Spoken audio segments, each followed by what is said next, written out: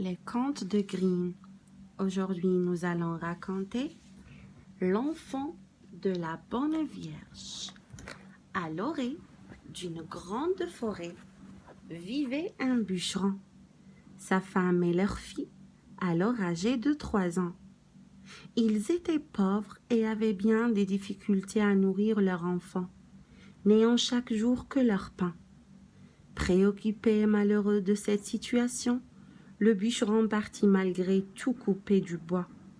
C'est alors que se présenta devant lui une belle femme élancée. C'était la Vierge Marie. Étonné de cette rencontre, le bûcheron écouta la femme. Devant la tristesse de l'homme, elle lui proposa d'emmener sa fille et de lui offrir sa protection. Le bûcheron accepta et alla chercher son enfant. Toutes deux partirent dans le ciel. L'enfant, en effet, était très heureuse. Elle mangeait à sa faim et pouvait jouer librement avec les anges qui l'accompagnaient.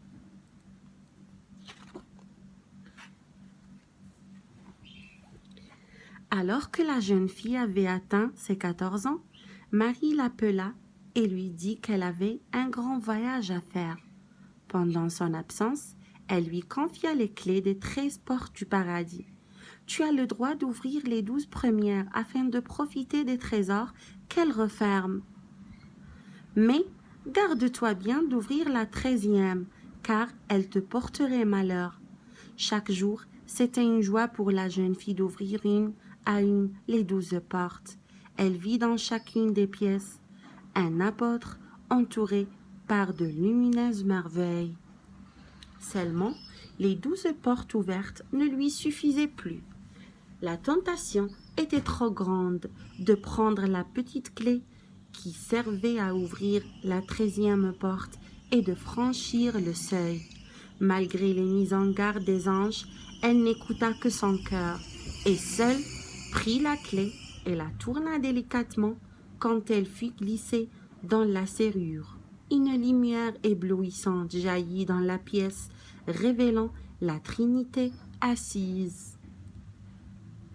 La jeune fille tendit la main, l'un de ses doigts en touchant un beau de lumière prit la couleur de l'or. De peur d'être vue et sentant son cœur battre la chamade, elle referma la porte. Malheureusement, elle ne put enlever cette tache d'or qui s'obstinait à rester sur son doigt.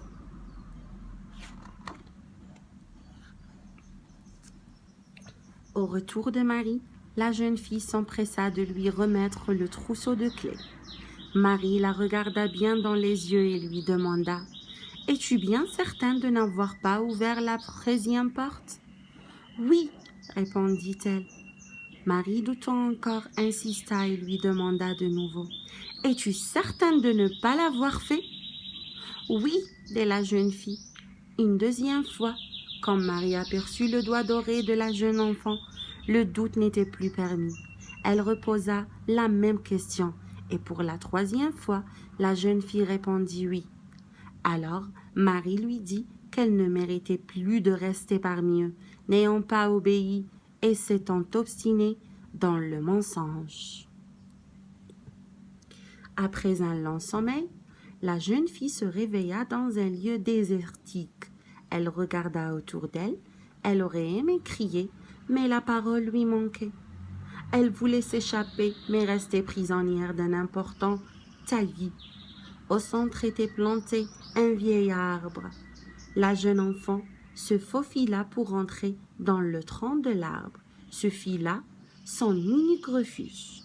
Les saisons passaient les uns après les autres. La jeune fille se nourrissait de ce que la nature voulait encore bien offrir, des racines et des baies sauvages. Avec le temps, ses vêtements s'étant considérablement abîmés, elle n'eut plus qu'à se vêtir de feuilles dans les périodes d'hiver et profiter de ses longs cheveux dorés qui la couvraient au soleil l'été.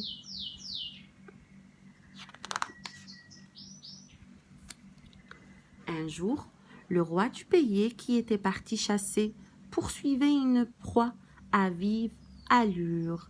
Le gibier s'arrêta net et se réfugia dans le taillis.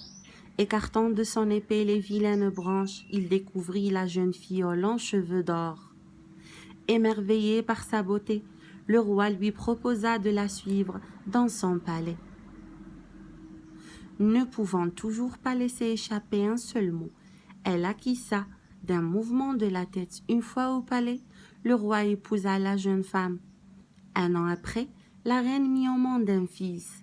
C'est alors que dans la nuit, la Vierge Marie apparut. Elle lui dit: « Veux-tu m'avouer que tu as bien ouvert la 13e porte et je te redonnerai la parole ?» Il était permis à la reine de prendre la parole afin de répondre: « Non, je ne l'ai pas ouverte. » Marie emporta alors l'enfant. L'enfant disparut. Le bruit courut que la reine avait tué son fils. Le roi ne pouvait y croire, ayant toute confiance en sa jeune épouse. Un an plus tard, elle mit au monde un deuxième fils. De nouveau, la Vierge Marie fit son apparition. Elle lui demanda: « Veux-tu enfin m'avouer que tu as ouvert la 13e porte? Tu retrouveras la parole et je te ramènerai ton enfant. » La reine eut juste le temps de répondre: « Non, je ne l'ai pas ouverte. » Alors Marie emmena l'enfant avec cette deuxième disparition. Le bruit grandissait et on entendit dire que la reine était une ogresse et qu'elle l'avait tuée. Il ne pouvait en être autrement.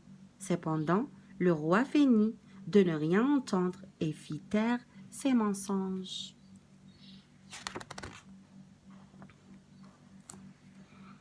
La 3e année, la reine mit au monde une petite fille, belle comme le jour. La Vierge Marie apparut et la pria de la suivre. Elles arrivèrent dans le ciel, là où étaient heureux les 2 jeunes garçons. Alors Marie prit la parole. « Veux-tu maintenant avouer que tu as bien ouvert cette porte? Tu pourras repartir avec tes 2 garçons. » La reine répondit une fois de plus: « Non, je ne l'ai pas ouverte. » Marie la laissa tomber à terre et garda la petite fille. Le lendemain, la reine était de nouveau son enfant. Le roi ne put rien faire devant ce que tout le monde à présent osait dire à voix haute. La reine est une ogresse. Elle a tué ses 3 jeunes enfants. Elle mérite de mourir.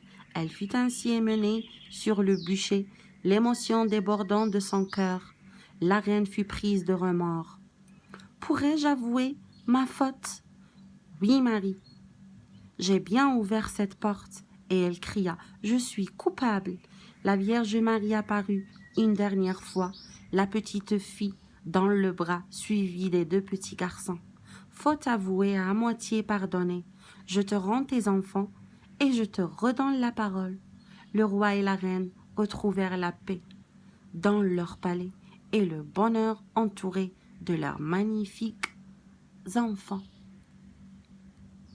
C'est pas bien de mentir. N'oubliez pas à vous abonner à ma chaîne et à activer la cloche pour voir d'autres contes de Grimm.